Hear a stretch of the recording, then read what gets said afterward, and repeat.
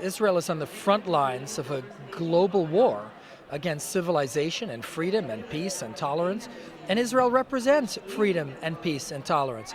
And you know, the fact that Israel has to bury a blood center underground because it might get hit by rockets is a disgrace. The fact that right now there are 3 Israeli teens that are missing, that have been kidnapped, and you know, we see kidnappings around the world, Nigeria and so on. This is a favorite tactic of terrorists. And now 3 Israeli families are in constant panic over the fate of their kids. This is unacceptable. It is a crime against every moral standard, and it's high time for the world, not just Israel and the United States, but the world to stand up against this scourge that is international terrorism. Would you talk more about the connection between this jihad and Israel and the war for a Palestinian national state at this stage? Well, all over the world we're seeing an ascendant Iran in the Middle East that's spinning centrifuges and approaching nuclear breakout capability. Sunnis that are propping up radical Al-Qaeda affiliates.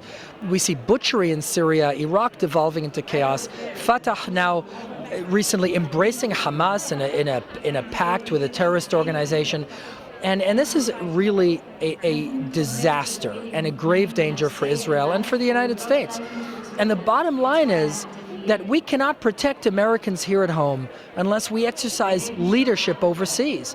We have to realize that our leadership isn't about doing other people favors, it's about protecting ourselves and protecting our friends like Israel.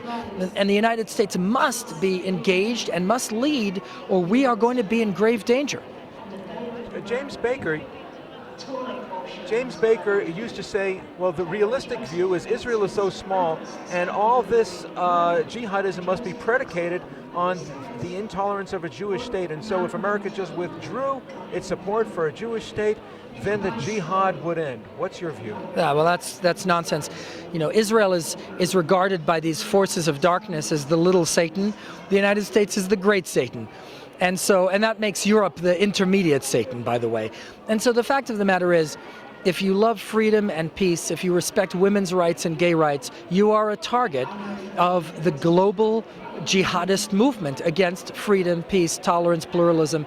And that's really the truth. And so rather than withdraw, we need to double down in our support of Israel and democracy and freedom in the Middle East. And Israel represents just this incredible beacon to what humanity is capable of achieving.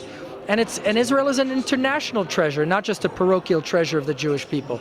And that's something that all people in the world who love freedom and peace need to understand.